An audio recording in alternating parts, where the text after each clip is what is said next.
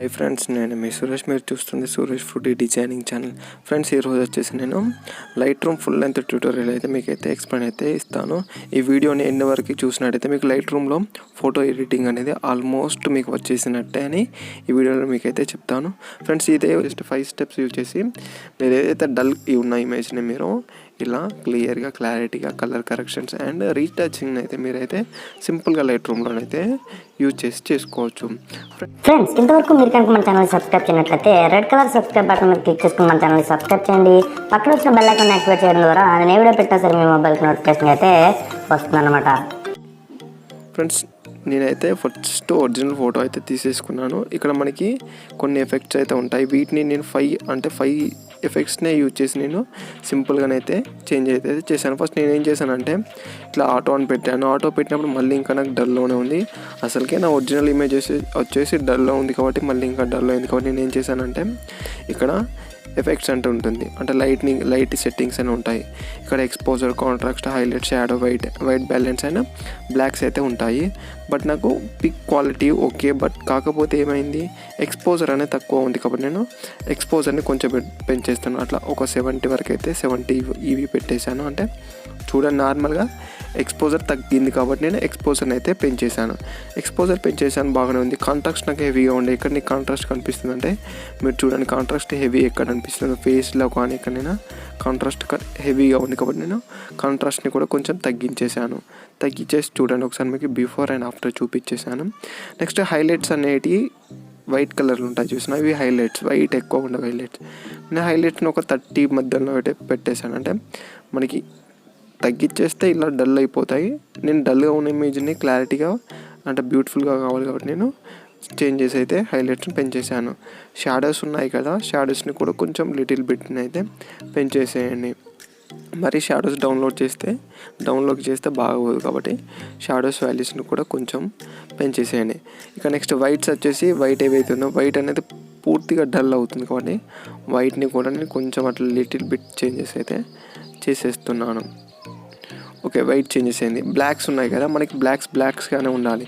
Blocks white అయ్యాయనుకో hair colour కానీ అలాంటివి ఏమైనా ఉంటే చేంజెస్ అయితే అవుతాయి కాబట్టి నేను బ్లాక్స్గానే కన్వర్ట్ అయితే చేసేసాను.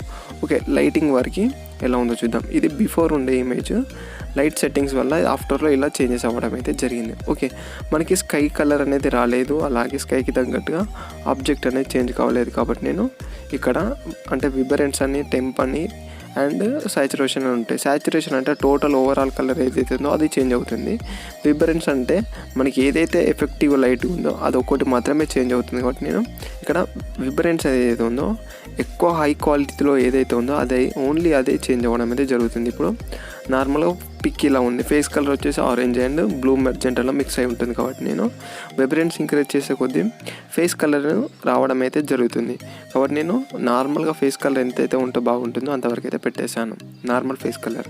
అలాగే మనకి స్కై కలర్ ఏదైతే ఉందో స్కై కలర్ ఇంకా బ్లూలోకి కాలేదు కాబట్టి నేను టెంపుల్ అనేది మైనస్లోకి చేంజ్ అయితే చేస్తున్నాను. మైనస్లోకి చేంజ్ చేసినప్పుడు నాకు టెంప్ బ్లూ కలర్ అయింది, ప్లస్లోకి చేంజ్ చేసినప్పుడు ఎల్లో కలర్ అవుతుంది కాబట్టి నేను మైనస్ టెంప్ని అయితే మైనస్ అలా 21 అలా అయితే పెట్టేశాను. నెక్స్ట్ టింట్ ఉంది. టింట్ ఇటు మైనస్కి పోతే గ్రీన్ కలర్ అవుతుంది, ఇటు లెఫ్ట్ అంటే రైట్ సైడ్కి వెళ్తే పింక్ కలర్ అవుతుంది. బట్ నేను టింట్ ఫేస్ కలర్ ఓకే నాకు, అలాగే 0లో ఉన్నప్పుడు ఫేస్ కలర్ ఓకే నాకు, కొంచెం బ్యాక్గ్రౌండ్లో గ్రీనిష్ అనేది లేదు కాబట్టి, అంటే మన బ్యాక్గ్రౌండ్ వెనక ట్రీస్ ఉన్నాయి కదా దాని తగ్గట్టు గ్రీనిష్ ఉండాలి కాబట్టి నేను టెంట్ని కూడా ఒక -11లోకి అయితే పెట్టేశాను. ఓకే, చూడండి, బిఫోర్ ఇమేజ్ ఇలా ఉండేది, ఆఫ్టర్ ఇలా అయింది. అంటే స్కై కలర్ చేంజ్ అయిపోయింది, ఇమేజ్ లుకింగ్ కలర్ అంటే లైటింగ్ అవన్నీ అయితే చేంజెస్ అయితే కంప్లీట్ అయ్యాయి. ఓకే, నెక్స్ట్ ఏం చేస్తున్నాం అంటే ఎఫెక్ట్స్లోకి వెళ్తున్నాం. ఎఫెక్ట్స్లోకి వెళ్ళి టెక్స్చర్ అంటే మీన్స్ ఫేస్ యొక్క స్క్రీన్ టెక్స్చర్ ఉంటుంది, ఆ ఫేస్కి స్కిన్ టెక్స్చర్ వచ్చినట్టుగా మనం టెక్స్చర్ని అయితే పెట్టేసుకోవాల్సి ఉంటుంది. బట్ నేను టెక్స్చర్ని కూడా పెట్టేశాను ఒక 10-14 మధ్యన. అలాగే క్లారిటీ వీటన్నిటిని ఏం చేంజెస్ అనేది అవసరం లేదు. మనకి చుట్టూ హైలైట్ చుట్టూ హైలైట్ కాకుండా ఓన్లీ మనకి మెయిన్ ఇమేజే హైలైట్ కావాలి కాబట్టి నేను వింటేజ్ని కూడా చేంజెస్ అయితే చేశాను. ఓకే, నేను వింటేజ్ని వచ్చేసి ఒక 28 అలా పెట్టేశాను. మిడ్ పాయింట్ ఓకే అలానే ఉంచేసాను. ఫెదర్ని ఒక 60% అయితే 60-65% అయితే పెట్టేసి మిగతా అన్నిటి సెట్టింగ్స్ని అలాగే యాజ్ యూజువల్గానే ఉంచాను. మీకు గెయిన్ కావాలంటే గెయిన్ కూడా ఇంక్రీజ్ అయితే చేసేసుకోవచ్చు. అంటే ఇందులో టెక్స్చర్ మనకి వింటేజే ఎక్కువ యూజెస్ అయితే అవుతాయి. అలాగే ఇప్పుడు స్ప్లిట్ టోన్లోకి వెళ్దాం. స్ప్లిట్ టోన్లో మనకి ఫేస్ కలరు మనకి ఓకే బాగానే ఉంది. మనకి స్కిన్తో మిక్స్ అయినట్టు కనిపించట్లేదు కాబట్టి నేను హైలైట్స్ ఏవైతే ఉన్నాయంటో ఫేస్ హైలైట్గానే ఉంది కాబట్టి, అంటే వైట్ కలర్లో ఉంది కాబట్టి హైలైట్స్ని అయితే కన్సిడర్గా చేసుకొని అయితే హైలైట్స్ని కూడా చేంజ్ చేస్తున్నాను. అంటే స్కిన్ కలర్ అంటే స్కై కలర్ ఏంటుంది, బ్లూ కలర్లో ఉంటుంది, నార్మల్ బ్లూ కలర్లో ఉంటుంది కాబట్టి నేను దీన్ని కూడా నార్మల్ బ్లూ కలర్లోకి అయితే చేంజ్ చేసి అయితే చేస్తున్నాను. ఓకే, నార్మల్ బ్లూ కలర్లోకి చేంజ్ అవుతుంది. ఇప్పుడు నెక్స్ట్ ఏం చేస్తున్నాను, ఇక్కడ మనకి హ్యూ అండ్ సాచురేషన్ కలర్స్ అయితే వచ్చేస్తున్నాయి. ఒకసారి మీరైతే చూడండి. ఓకే, హ్యూ వచ్చేసి 238 అండ్ సాచురేషన్ 31, 32, 30, 29, 240, 248 ఇలా వచ్చేస్తున్నాయి కదా. చూడండి, ఇప్పుడు స్కై కలర్ చేంజ్ అయింది, స్కిన్ కలర్ చేంజ్ అయింది, దాంతోపాటుగా పిక్ మొత్తం క్వాలిటీ అనేది అయితే చేంజ్ అయింది. అంటే ఇప్పుడు మనకు స్ప్లిట్ టోన్ ఎడిటింగ్ చేయడం ద్వారానే మనకి ఇదంతా ఎఫెక్ట్ అనేది చేంజ్ అవ్వడం అయితే జరిగింది.